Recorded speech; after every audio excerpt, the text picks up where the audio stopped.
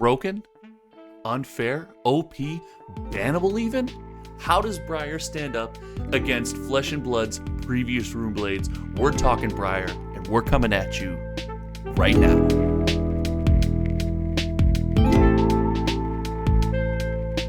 Ladies and gentlemen, welcome back to Hometown TCG. My name is Josh, and we're back with some more Tales of Aria tech for you. And today, we're talking Briar. But before we go any farther, remember, all of the decks that we are teching for you guys come with excellent play guides. And these guides are meant so you guys can pick this deck up, copy the deck list, build it, and get out there and play. And no lines of play, no sideboard changes per matchups. These guides are awesome. Visit the link in the video description to check out the guide for this deck. Thank you guys for all your support. And let's get into this Runeblade tech. Guys, this is our Briar deck, and this is a Briar deck that is an Earth-focused deck, but it's got a little lightning splash in there. And we think Briar is one of those heroes where you are able to splash one of the two elements. Most of the time it's very inefficient, but Briar plays such a great grind-out game that we feel it's efficient here and it works well. So the theory of this deck, when we built this deck, is we wanted to take advantage of the full suite of Briar's power. And that meant a couple things to us. That meant generating embodiments of lightning to get that go again. That meant generating embodiments of earth so that we have extra block when we need it. And third and most importantly, that meant using that sweet, sweet weapon, that mixed damage, that really inconvenient to block Rosetta Thorn. So to do that, we knew we had to have a couple things. We knew over half the deck had to be non-attack actions, which can be risky. You can draw into some bad hands, which you might have to utilize your embodiments of earth and block out, but we'll get into that later. That meant that our attacks in the deck had to be extremely well chosen, extremely efficient. They had to either offer huge buffed damage or inconvenient to block mixed damage, and that inconvenient to block mixed damage also can generate more embodiments of earth. So we had to pick those wisely. And finally, it meant that during play, we had to try to reserve that arsenal slot for one of these non-attack actions, making the embodiment of lightning generation on your turn slightly easier. I mean, it's a little bit easier to play two non-attack actions. You might be able to still block with one from hand if you can. And there's a couple dances you can do in the lines of play that we describe in the guide that can really get around this. But let's get into kind of the overall build now. Like we said, we are Earth focused, which means we're playing things like Burgeoning and Entwine Earth. What these do is these are great fusion cards. They're big attacks. They're buffed by most of your non-attack actions in the deck, and they're inconvenient for your opponent to block. You know, coming in with an Entwine Earth fused for 8, if it's buffed with a Weave Earth, something like 11, maybe even 12, it gets absolutely bonkers for your opponent to have to constantly stand behind this, so they don't want to play with a full hand, and that's what we want to discourage, right? We don't want your opponent playing with a full hand. Same with Burgeoning. It's great for turns where, like we talked about, using those embodiments, blocking out, throwing it out of arsenal, just to maybe throw some damage back at your opponent. We did mention there is a slight lightning splash. We're playing 3 copies of Heaven's Claws. It's an efficient attack. It's buffed by all the cards we talked about before, as well as it blocks for 3. It's very important that and I believe it is the Entwine Earth are in the deck because they do block for 3. So those are kind of the generic cards. We are also playing 2 copies of Shock Striker. Very rarely do you have the pitch to trigger Shock Striker and do something else, but in the event you're left with the blue and Shock Striker, you can threaten to create 2 embodiments of Earth for the crackback against your opponent. So it is useful in the deck. It is a good fusion card. So we are playing 2 Shock Strikers. But we talked about the meat and potatoes of this deck being these non-attack actions, and we're taking a Seeds of Agony-like approach with Bramble Spark. Bramble Spark does a ton of what you want this deck to do. It buffs your attacks. It's extremely efficient being free.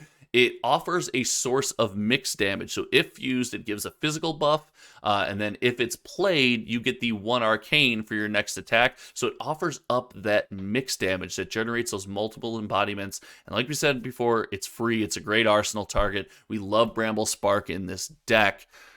Moving on, we are playing some draw effects. Now, draw effects are very, very unique in this deck. Often they just offer you an arsenal target. Sometimes with a tunic counter, they can offer you to slap down another really big 2-cost attack after throwing the first 2-cost attack at your opponent. So they're versatile, and card draw in a mid-rangey, grindy game is always valuable. So we're playing 3 copies of Plunder Run as it's free, as well as 3 copies of Force of Nature. Now, Force of Nature often requires the fusion to go off. There are situations where, Force of Nature, weave Earth into something that's buffed. Maybe you don't have to worry about fusing it to get the benefit, but Plunder Run and Force of Nature for their card draw are great here. And then, as an aside, Force of Nature being a blue, which blocks for 3 with Embodiments of Earth, the block is buffed. This card can be absolutely bonkers. It does everything you want the deck to do. Loving Force of Nature in this deck.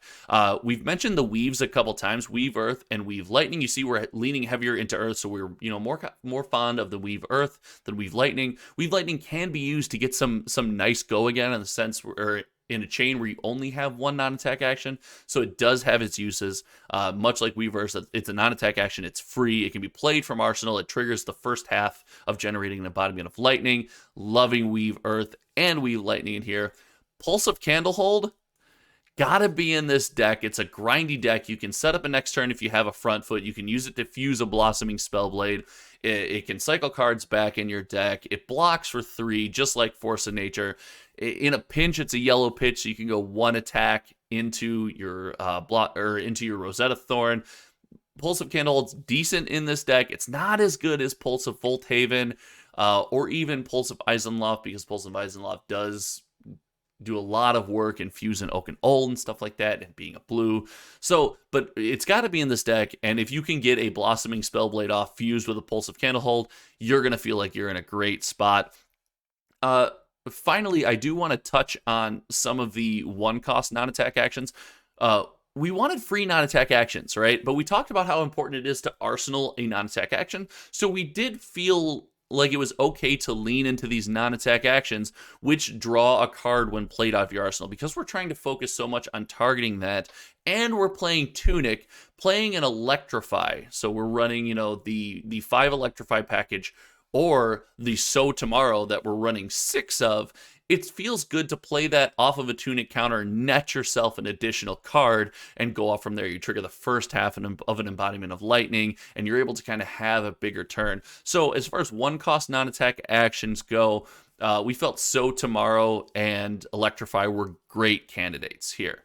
So that's the non-attack action suite, guys, and it's meant to play, again, we're trying to play them free, we're trying to play them cheap, we want to play 2, and then we want to play this attack. But if we're doing an attack after these non-attack actions, it needs to be beefy. It needs to present a real threat to your opponent. Your opponent can't just tank 4 damage and then come back at you with a full hand. You want to threaten your opponent, and to do that, we're running some beef in this deck. We do have 3 copies of Rites of Replenishment, which cycles things back through. In a grindy game, it's often necessary. We're running 3 copies of the red and 3 copies of the blue. We're running, like we talked about, the Earth Suite, which can be big attacks. We are running Blossoming Spellblade. Getting this card off is fantastic. It does work. And then we're running Command and Conquer. And those are kind of our big hitter suite. Now, Command and Conquer, not being an elemental attack, doesn't buff off any of the weaves, but off a Plunder Run turn, Command and Conquer feels pretty good. But as we know, guys, we can't always count on having this full hand and being able to have this ideal turn. And for that reason, we did want the Lightning Splash, because we found a lot of the stuff is a bit cheaper. The Arcanic Shockwave is an unsung MVP in this deck. Often you'll find yourself in the grind, waiting for your opponent to kind of have a misstep, blocking out. It's great to have an Arcanic Shockwave to throw back at your opponent, just for something, it threatens to create an Embodiment of Earth, even if it's not fused. If it's fused, it threatens to create 2. It's got that mixed damage. It's free. If it's fused, you can throw the last card in the arsenal, probably a Weave Lightning or Electrifies, even a Heaven's Claws. That could be a great turn. So we actually love this card in this deck for the crackback after a block out. We mentioned Heaven's Claws. It's another really efficient attack. It's 5 for 1. It does block for 3 off a tunic counter. If you got one in your arsenal, it's something you can throw back at your opponent after blocking out. It's great for your lightning fusions, can be used to fuse a blossoming spellblade, things of that nature. Some of the cheaper attacks in this deck are just absolutely necessary. Explosive Growth is a very situational card. Full disclosure and spoiler alert for the guide, it does find itself in the sideboard. This deck, not playing too much lightning, not playing a ton of free go again, doesn't take the most advantage of Explosive Growth, but when you find that you're really on the front foot, you can have a couple turns with this Explosive Growth where you can do a ton of damage. So you got 3 in the sideboard here.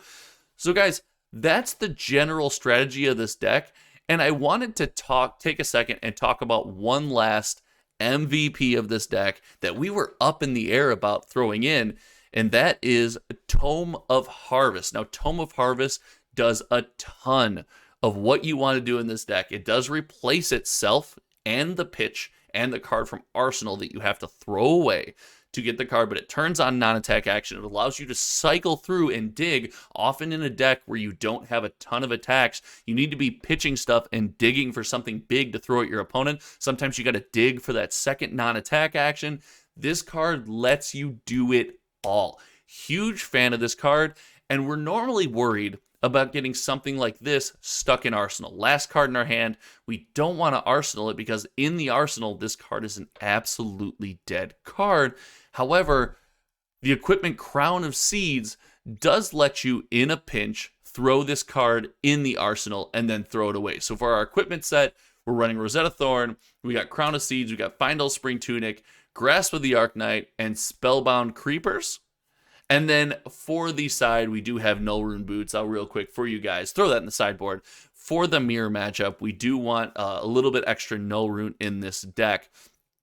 Full disclosure, we think Grasp of the Arknight with the 2 block is a little bit better than Shock Charmers here because we often don't have the pitch to utilize Shock Charmers. This deck is meant to be efficient. The build is meant to be, kind of using all the pitch that you have available every turn. So often Shock Charmers we found was a little bit dead for us. It was just kind of sitting out there. It wasn't doing anything. And then in closing out games, generating Rune Chance is extremely valuable. We think it's a little more valuable than the hit effect. So Grasp of the Arknight gets the nod here over Shock Charmers. And before I let you guys go today, I want to talk about one of my favorite cards in Tales of Aria, the Crown of Seeds.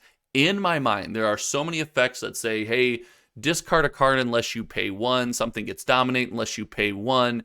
Stuff like that is, you'll often have this pitch floating out there, or often you have a card stuck in your arsenal you don't want. You need to throw that away to be able to pick up something to try to pitch to at least swing with Rosetta Thorn in a grindy game. You got a card in your arsenal you don't want in there. You got to prevent a Kadachi damage. You'd rather swing back for 2 with Rosetta Thorn. I love Crown of Seeds. It's my play style. It's super grindy. It's very niche. The value you can get out of it is very spot oriented, but once you can pick up that value, you just love playing this deck. So guys, this is kind of the theory of Briar. Full disclosure, I took this to an LGS last night, and I took it down with this deck. I had a matchup against Prism, I had a matchup against Levia, and then I had a matchup against a Voltaire Frost Lexi. So the Prism matchup was really interesting. I have more 6s in the deck than I thought. The Prism kind of went an aura focus, but tried to throw a Herald every once in a while. I was able to destroy the Heralds, kind of get a little tempo, and Rosetta Thorn at the end of a combat chain is great for popping those Heralds. So that was a really, really fun matchup. I played against Levia, and spoiler alert, guys, Husk is still a very oppressive card. I think I sent a 16 damage turn at him, and he used his equipment to block like 10 or I think it was 10 of it, and then blocked 3 and took like 3 damage and then just cracked back at my face. It was a very oppressive match. It was fun. It was a grind. There was 3 bellows played, but we ended up getting there in the end. And then the best match of the night, in the final match of the night, was the matchup v Ice Lexi. So many frostbites were being thrown around. We were blocking, we were trading, we were planning to go to the bottom of the deck. It came down to a 2 life versus 1 life, no more equipment. I'm able to throw arcane damage and be a nuisance. So that was just an absolute blast. Shout out to everyone at the LGS that played last night. So guys, if you're liking the new heroes, if you're liking Tales of Aria and you like a grindier kind of knowing when to block, knowing when to be front foot, knowing when to be back foot, if you like that play style, you have to give this deck a try. It's quickly becoming one of my favorite decks in the format. I'm loving Briar, and I can't wait to expand on this and give you guys a version 2. Let us know what you think of this deck in the comments. Let us know what your Briar builds are looking like. Check us out on Patreon. Check out our deck guides, and we appreciate all you guys' support. Until next time, my name is Josh, and get out there, use these decks, and stack some wins. We will see you around.